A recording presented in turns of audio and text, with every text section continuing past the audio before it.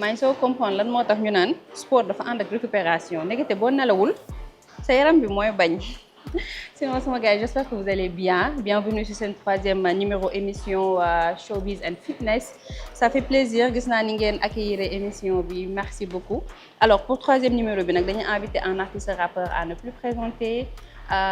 Sama dafa def benn showcase bu nice gars yi di ko laaj raxas mu andi raxas bi ce samedi incha allah xam naa xel yëpp si kan la dem mais ba léegi dama leen di defal surprise bi passé man maa tardé woon bii nii artiste bi moo tardé donc on l'attend. wala boog wala boog wala boog wala boog wala boog wala boog wala boog wala boog. te yaa tardé de. naka mu lu bees maa tardé mais grave dama doon liggéey. waaw gis naa mais nañ ma loolu. yaa ngi cool. maa ngi cool. naka activité yi. maa ngi nii rek. préparation show bi. ça va lii du show fête la. waaw fête la fête la. deuxième fête. waaw dañuy fête dañuy fête waat. bu ñu show ay arena xam nga. waaw c'est que yéen boo leen di show yu ngande ngeen di def quoi. waaw boo leen bëggee feetu nag da ngay woo gars yi rek ñu waxtaan affaire gars yi dañuy ñëw ñu dund ko rek ñu feete suñu biir. moo bàyyi na nga nuyu ñu seetaan. salaamaaleykum gars yi merci pour invitation bi. ñu ko doon bëgg def bu yàgg. waaw. temps yaa ngi bandi naan ma yaa ngi dem salle xaw ma la nag. di la nopp naan boo ñëwee dama lay gaañ. waaw maa ngi nii nag maa ngi nii. bon avant ñoo commencé entraîner déjà tey oo nañu def la baax.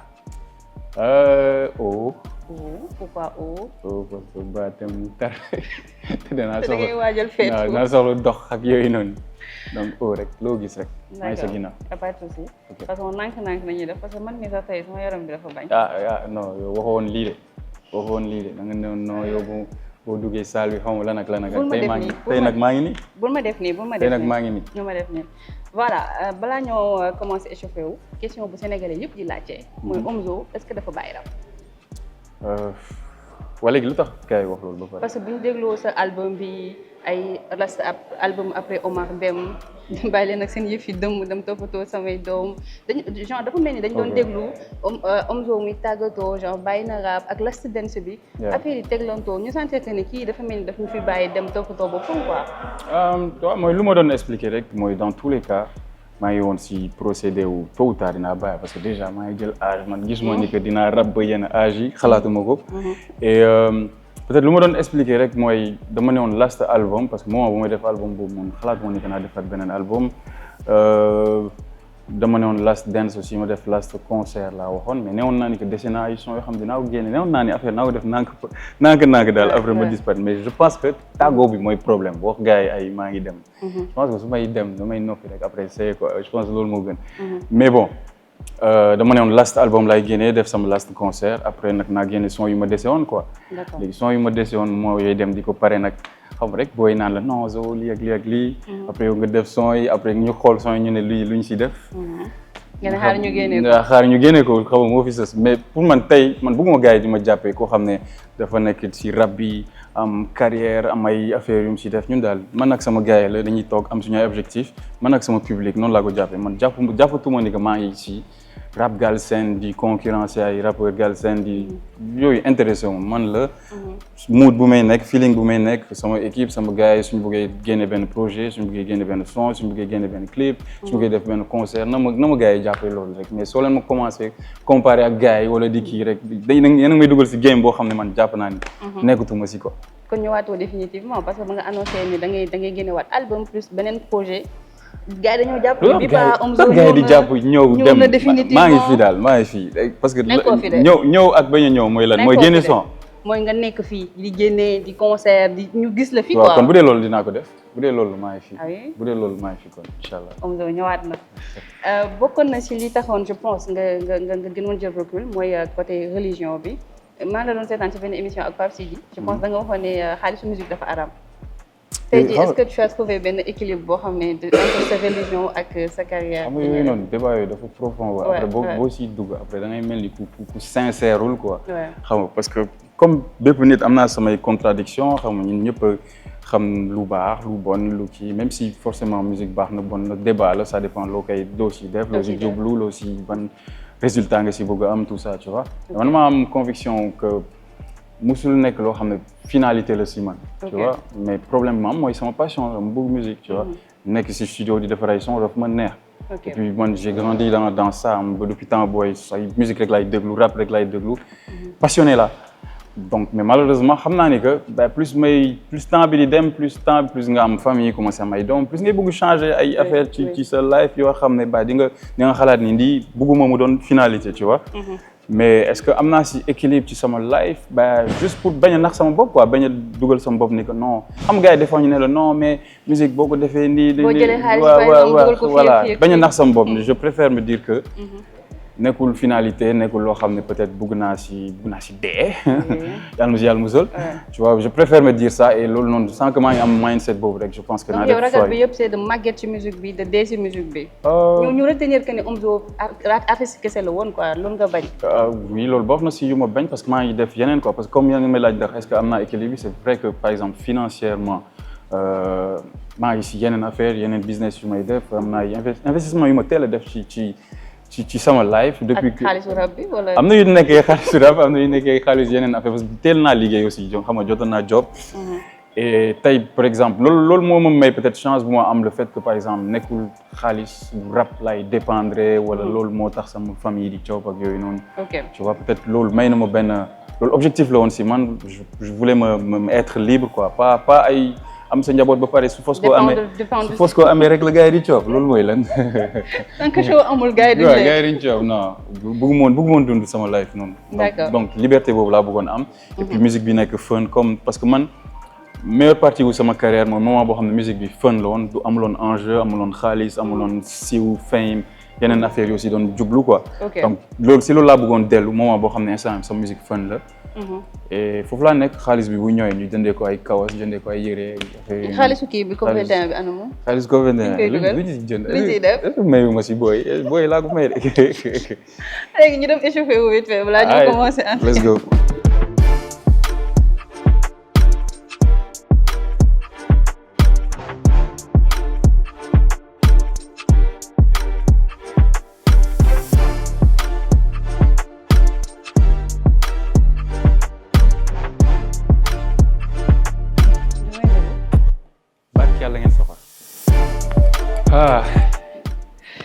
La vie de sportif.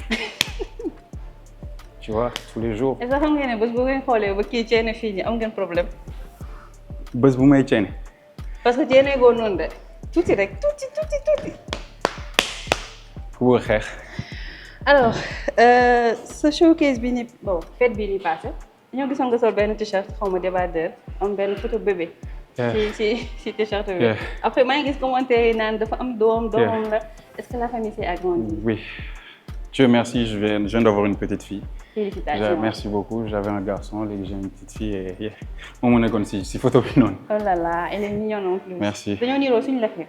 dañoo niroo seen lëkk. ak xeesaay bi waaw.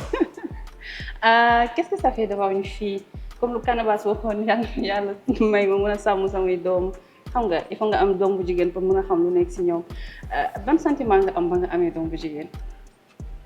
lu ma yàggoon bëgg la parce que de toute façon bëggoon naa yeneen doom man moom j'aime bien les enfants donc non bu ma mënti am bëgg na donc amoon naa góor donc je me suis dit ma am jigéen mais xam nga su général dañuy wax ni que jigéen ñi dañu am benn lien bu spécial ak seen papa tu vois instant elle est pas encore assez grande mais maa ngi commencé gis c'est pas la même chose et puis ba pare ñoom ñaar dañoo seen caractère yi dañoo différent mon fils il est virulent dafa benn homme sa daal bu ndaw la mais kii moom elle est plus calme elle est plus truc et c'est beaucoup d'amour donc genre affaire yooyu da lay canaliser da lay calmer et puis genre affaire yi moo tax may def choix yu may def rek moo tax sànq maa ngi naan tey la sama anniversaire su may compter sama âge yi nii bëgguma egg ba yenn âge yi mu fekk ma si rab da ngay bëgg doon le meilleur exemple possible da ngay bëgg doon façon góor boo yéenee sa doom tu vois donc day motivation la rek donc loolu rek life bi loolu la life bëri dootoo ci mën a nekk quoi c'est ça et doo mën a ci par exemple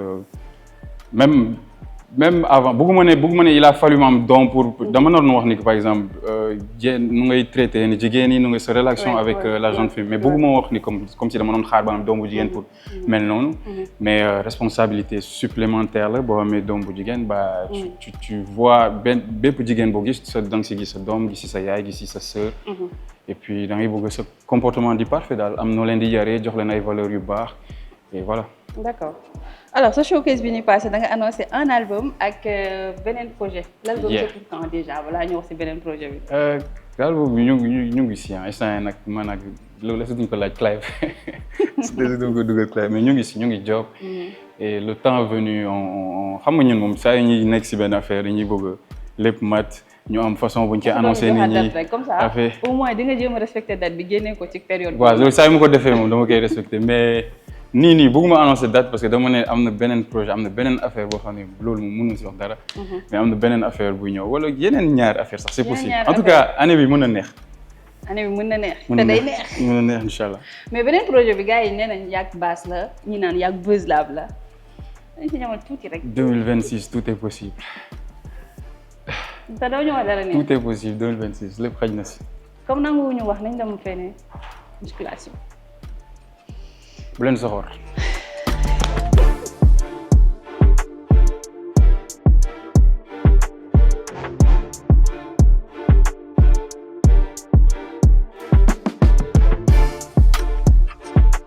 Ah! Putain, je suis trop fort!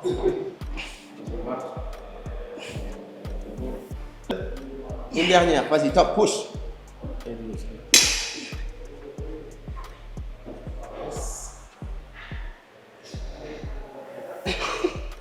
Et chaque jour, il a des fins. Il a une déquée, agnès, réré. Grand, ça va? On maintient. yaa ngi naan de. Mais lii chaque jour dañ koy def ñun dañuy ndekkee lii añee ko réeré ko. daa mel ni xam nga sonn de wala. non instant mën nañ dem ba suba 19h ba samedi. let's go. non samedi moom dañuy fête en parlant de fête sax ba passé da nga ko def mu neex gars yi réclamé ni il faut que ñu defaat ko. est-ce que même pas bi pas même format bi lay nekk kon dina am ay affaires yu bees. bëgg naa si changer lu bëri parce que. keroog am na son yu ma jotuloon def. oui. et peut-être faut juste choisir je pense que les gens ont bien aimé format bu amoon live yi. musiciens yi ñëwoon le fait que nekkuloon entièrement live mu nekk semi live ñu teg son gars yi joué si kaw. donc affaire boobu laa bëgg optimiser. et ma bëgg changer cette liste bi parce que bëri na son yu neex yu ma waroon def yoo xam ne defuma leen. et di insister aussi si benn affaire mooy heure bi. keroog gars yi dañu ne dafa teel a jeex c'est parce que ba gars yi yéexoon ñëw man maa ngi woon foofu di xaar gars yi ñëw mais dafa amoon ñu yéexoon ñëw amoon na ñoo xam ne minuit lañ fay si. parce que gars yi dañoo 21h ñu foog ne non zoo ay minuit lay yéeg. concert 21h la 21h maximum 21h30 ma yéeg et bëgg naa 23h30 minuit mu tas. incha allah. Qu'est-ce que ça fait nga am un public aussi fidèle malgré que voilà nekkoo fii et tout mais heure boo leen woowee gis leen Dakar Arena showcase fête foo leen woo ñu wuy si la qu'est-ce que ça fait. waaw loolu mooy sama force en fait man loolu rek laa am si rap bi awma support ñëpp si rap bi sama force rek mooy public boo xam ne dañ ma bëgg dañ ma xam depuis seen temps booy. ñu màggandoo ak man ñun ñëw màggandoo peut-être temps yi may nekk booy ñoom tamit ay booy lañu woon. ba au fur et à mesure live yi di am ay challenge moment may commencé job ñoom ñi pare seen jàng. ay mariage ñoo yenn affaire mu nekk affaire yoo xam ne musique bi dafa leen accompagner sama live dafa leen accompagner. peut-être loolu moo indi lien bi ce qui fait que au lieu que mu nekk juste audience dafa doon public. ay nit yoo xam ne dañuy bëgg mel ni yow dañuy identifier aussi yow et puis man loolu laa mës a bëgg. et man loolu rek laa am en fait ci sama rap loolu rek laa am donc qu'est-ce que ça fait ça fait tout. ça fait tout lan la sa benn fan wax. wala defal loo xam ne marqué na la mu nekk lu ndaw loo xam ne peut-être lu ndaw la ci moom mais mu nekk lu rëy ci yow. man le fait que ñoom ñi inquiété aussi man rek. ñu may woo par exemple instant am na benn groupe bu tudd FC Miez. oui mu ne naan mais yéen la ngeen gis ci man da ngeen dof wala yéen lan la. dañuy def ay réunion dañuy def ay activités ndax man dañ may woo laaj ma zoo lan nga soxla est-ce que mën nañ la jàppale ci lii wala ci la lee ci la lee. et loolu laa leen doon wax quoi man ne leen yéen man. j'ai pas souvent eu ça quoi affaire yu bëri maag sama gars yi ngay gis ni ñoo ko daan taxale. jug dem bu ñuy def suñuy clip yi bu ñuy def suñuy lépp lu ñuy def man ak sama gars yi la daal. mais le fait que ma gis ay nit yoo xam ne ba bëgg nañ ma façon boobu boobu xam nga koor gi day jot ñu def ay organiser ay ndogu dem may ay ndogu affaire yooyu noonu. def ay match entre ñoom keroog ñu ngi am benn réunion temps xam nga lan la ñuy def. donc. loolu yëpp lépp lu ñu def des fois am ay fan yoo xam ne des fois ay messages yu may bind rek yoo xam ne dina touchant quoi nit yi di ma raconter seen expérience ne ma man depuis temps xale laa doon déglu sa benn son moo tax li am na nit yu ñaan yow yaa tax may julli affaire yooyu noonu tu vois donc ça fait plaisir tu vois mosuma woon xalaate noonu mais bon après fête bi lan la ñuy def wala yow instant bii nii da ngay xam nga xel bi lu mu la digal nga def. instant bi programmé woo dara da ngay ñëw rek di ko si teg. non après fête bi parce que ce qui est sûr mooy après fête bi gars yi nañ réclamé waat beneen fête man loolu leer na ça c'est clair. non en fait soo gisee lii nii. par exemple man comme de tout le temps lay nekk Sénégal. bii nii man amoon naa benn problème mu par exemple def format wu ay COP 21 ak yooyu noonu yàgg nañ ma ko laaj. mais dama ne man le fait que par exemple du tout le temps lay def concert. saa yu ma wootee fenn da daan nekk genre benn attraction quoi dañuy naan non Zo woote na fi day nekk bruit quoi. tu vois donc bëggumoon def format wu par exemple ay concert yu ndaw entre guillemets. mais le fait que may dem di ñëw et que par exemple instant bi xam naa ni que pareegu ñoon lu ñu doon def. et ma xam ne gars yi soxloo nañu am nañu ma soxloo gis am nañu soxloo ñëw ay concert si laa ne bàyyi nañ def benn affaire bu ndaw. boo xam ne gars yi dinañ ñëw ñu dund. ñu def ko gars yi bëggaat beneen ma ne ah ok nañ ko def. buñ bëggaatee beneen waat. non instant yi nag. instant nag dañuy parce que ñi ma gis keroog COP 21 duñ doyal. duñu doyal waaw moo tax nañ ñëw samedi. ñu dund ko bien comme il faut instant yi beneen concert bi ñuy def moom day fekk ay son yu bees génn. projet yu bees génn affaire yu bëri génn mais. donc ñu profité ci samedi. ñu profité ci samedi dinaa peut-être ma maye affaire bu bees boo xam ne xam rek. peut-être nga may ñu fa ay son yu bees. peut-être war na si mën a xaj.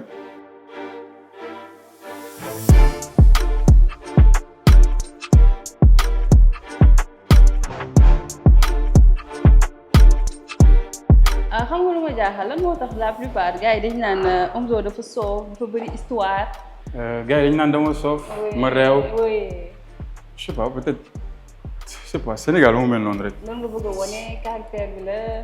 non même pas c'est que loolu xaw ma nu ma koy expliquer nag parce que peut-être que Sénégal mooy dëkk boo xam ne par exemple comme rap bokkul ci culture bi.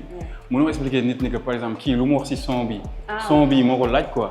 xam bu déggee Omzo wax benn affaire mun naa ñëw ego trip naan woy maa ngi ci lii ak lii gars yi foog ni kii. surtout bu clash bu gars yi foog ni kii soit nii la mel wala kii c'est que contexte son boobu rek la mu ngi mel ni nga fekk nit muy xeex. da nga ne kii dafa réew. non c'est que contexte bu xeex nga ko fekk rek boo ko fekkoon ci jaaxa ji di nga ne kon kii da nga ne kon kii imam la wala lële la wala lële la. c'est juste que nit yi je dirais même pas séparer l'homme de l'artiste mais je dirais juste nit boo xamoo ko rek loolu rek la. mënoo juger nit ci benn contexte mais bon man ñu jàppee ma ku soof ak yooyu noonu. dérange ma parce que du ma nit bu avis wu nit yi mën a influencer wala déranger. nañ jàpp lu ñu jàpp xam naa ki ma doon xam naa samay valeurs xam naa samay principes et soxloo ma prouver nit yi wala mosuma nekk ci affaire de jaay affaire de l'homme du peuple l'enfant du peuple yooyu noonu. mosuma nekk sama kii c'est pas grave. garaawul nañ ma bañ I love it. dañoo nekk ci période boo xam ne que mu nekk artiste que mu nekk beatmaker ñun ñu nekk ci culture bi yëpp dañoo nekk ci période boo xam ne koo wax def naan nañ xool lan nañ def ba exporter musique bi ba mu génn naneen ñi nanana ñu ci bëri nag dañuy faral di wax ni dañ ci war a def sabar bi dañ ci war a def mbala. est-ce que yow da nga genre yaakaar nga ne loolu mooy génnee musique bi.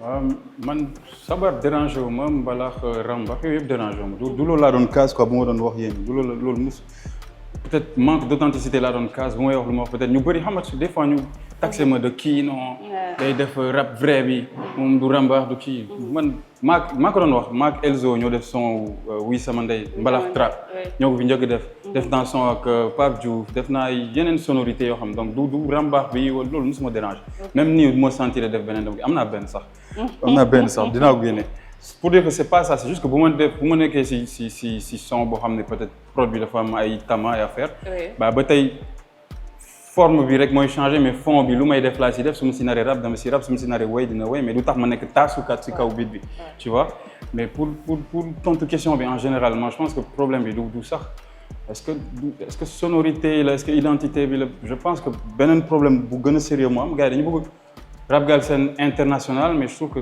national gul sax tu vois parce que pour man yeneen courant musique yëpp mooy Niger ak yeneen ak daa fekk musique boobu wala ivoirien daa fekk dafa am doole seen dëkk ba pare tu vois et yeneen dëkk yi lépp lu am doole gars yi dinañ ñëw tu vois tey musique boobu doole biir Sénégal nekkul rap gën na dafa reculer sax par rapport ak il y a quelques années donc pour man côté boobu la ñu war a gën a focus nañ focus ba rap am doole biir Sénégal après pour mu génne loolu du doon benn problème noonu laa gis de c'est intéressant commencé woon nga benn impro keroog fii nga koy